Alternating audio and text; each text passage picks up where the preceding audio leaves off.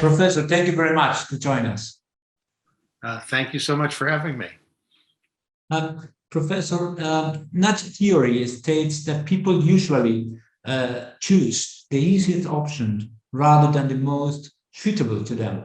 Because of that, to do what is best for us, we need a nudge. So how do you avoid being biased when making a decision? Okay, great. So one way to phrase it is that people are not perfect choosers.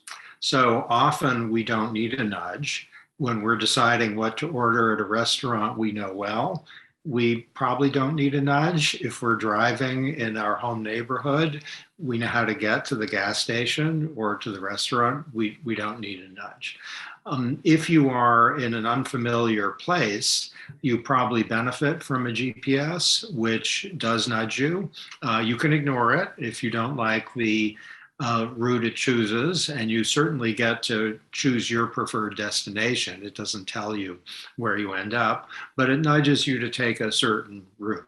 If you're driving in some automobiles and you start to turn into the next lane, there will be a beeping noise that's nudging you to be careful, make sure you're making the right decision.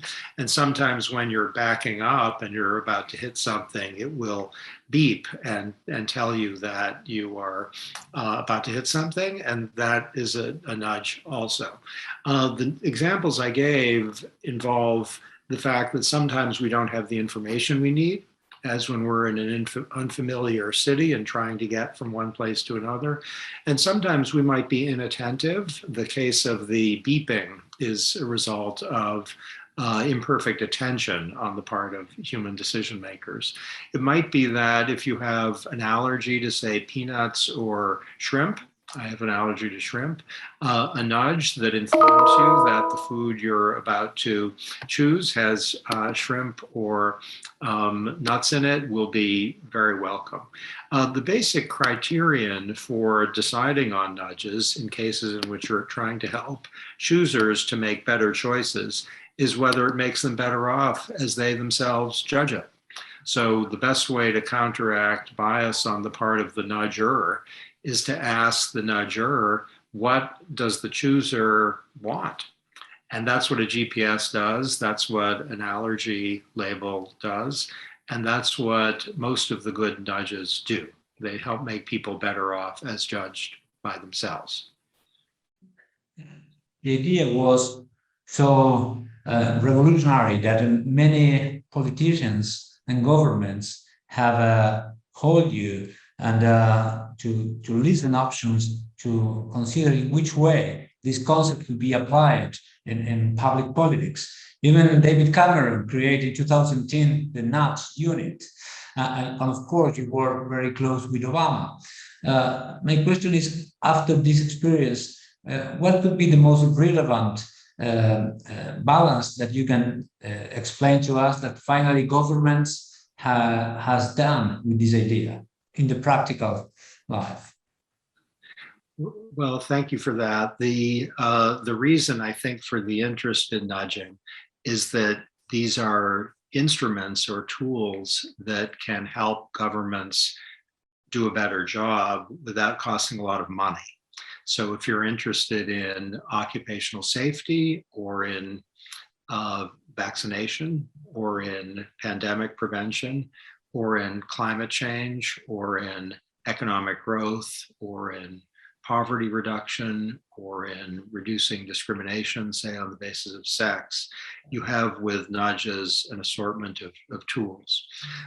My personal favorite example is from my own experience in the Obama administration, where there's a program that gives poor children access to free school meals, but a number of the families don't sign up. And this is people who are really poor, who are entitled to lunch and breakfast at school, and their families don't sign up. The program gives nutritious, healthy meals to children and can really make a difference in their lives. The nudge we introduced is one that automatically enrolls the children in the free school meals so that they don't have to sign up at all. It's automatic. They don't have to use the program if they don't want to. They can bring their own meals or refuse to eat. So they have freedom. The families have freedom to take advantage of the program or not as they see fit. But according to a recent number, this program and some very similar ones are giving 15 million children access to free school meals. And that's a very large impact. Another one I quite like has been used in Germany and Switzerland, where the interest in reducing pollution, including greenhouse gas emissions, is very strong. And a program used in both Germany and Switzerland, it can also be found in other countries, automatically enrolls both businesses and households in clean energy. Not coal, but instead solar or wind, for example. And the result has been to decrease pollution, including carbon emissions, very dramatically. And that's improving public health. Now you're working again in the government as a consulting of President Biden. Do you think that in this particular situation of immigration in US, there is not, but there is something much more complicated than that? I mean, it's more a legal situation rather than a simple not. With respect to what issues do you have in mind? Immigration, the immigration issue that you're working on and now. Okay. So I should say I'm authorized to speak as an author of books, and I would defer to the communications offices in the White House and the Department of Homeland Security for anything related to my current. That's perfect. That's perfect. Here in my personal capacity, not as a public official. Of course. I'm going to ask you again if there is such a thing as a group bias when decisions are made as a group. And one of the most common mistakes when making group decisions happens. Okay, so a group could be biased in the sense that it might be racist or sexist. And then if the individuals share a bias, the group could be biased. That's bias in the sense that ordinary language makes familiar bias against certain groups. Bias in the sense of behavioral science refers to cognitive bias, which is a systematic departure from what's true. So if people think that their preferred sports team is going to win, that's a form of bias. It's optimistic bias. If they are focused on today and tomorrow and not the long term, that's present bias. If the individuals are present bias, then the group is highly likely to be present biased also because the individuals are. Now, there's something a little more interesting than what I just said, which is that groups often amplify the bias of their individual members. So if you have a group of people who are, let's say, unrealistically optimistic, as they speak with one another, their optimism might grow. So if they're thinking, will Argentina win a very important football game? And the individuals in the group tend to think probably, and Argentina is admittedly phenomenal, so this might not be a bias, but let's just stipulate they're a little more optimistic even than reality warrants. As they talk to each other, they might shift from being pretty confident that Argentina will win the football game to thinking that it is inevitable and certain that Argentina will win the football game. And that's an example, without extraordinary importance to many government issues such as poverty reduction and climate change, though it may relate to those. I should say I'm a fan of Argentina in football, but if you're talking about some sort of policy, I am indeed. They're incredible.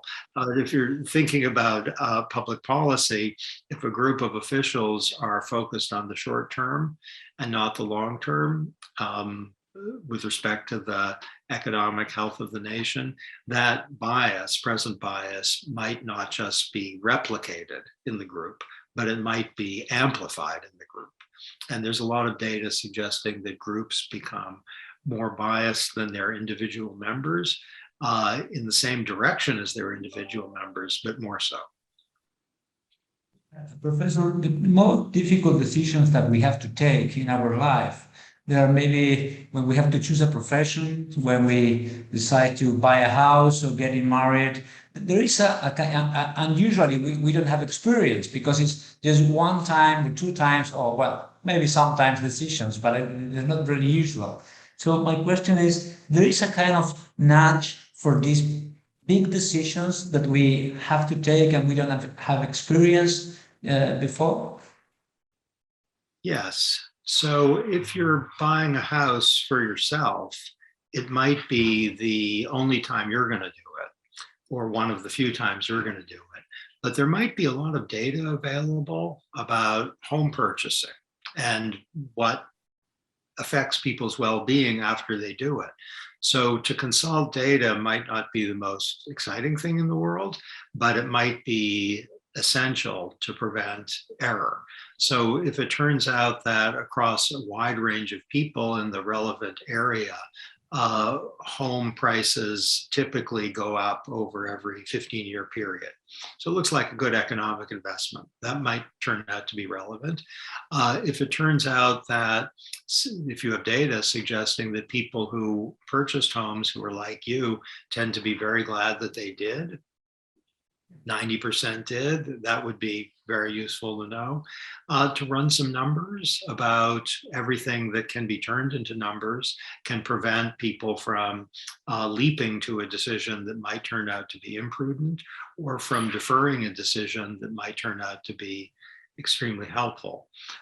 With respect to affairs or matters of the heart, like marriage, to rely on data probably isn't feasible and might not be consistent with the nature of the enterprise. But I'll tell you a story which shows you both sides of the coin, which is I was in a group of men a number of years ago. There were about 6 of us, and one said that he knew within a week of meeting his now wife that he wanted to marry her. And he said that with some awe and wonder. And he was very happily married, and said he knew within a week and it was right. And one of the friends in the group said, if I had married every woman whom I knew in a week that I wanted to marry, I would have 17 ex-wives. So the different nudges. Whether the first guy is representative of humanity or whether the second guy is representative of humanity, I don't have data on that. Professor, I want to ask you, you said that COVID or the pandemic doesn't change our mind structure in terms of how our mind works, because it's something that happened, but that it doesn't change our mind. I'd like to ask you what happened with technology consumption. There is something that really can change our structure because it's, I mean, there is some studies, probably I need to check more about it, that said that this native digital generation is the first generation with a lower IQ than their parents. I don't know if it's true, and maybe it's correlative, and we can say that it's because the mobiles, the internet addiction, or wherever. But my question is this new consumption that we have with the technology and even the metaverse that Mark Zuckerberg announced a few weeks ago could change for worse, for better, or what would happen with our mind structure to take decisions? Okay, so there are some really interesting empirical questions here, and I don't have the data. So is the question whether COVID has changed our minds? It's a nice pun, which is it's changed our minds about health risks.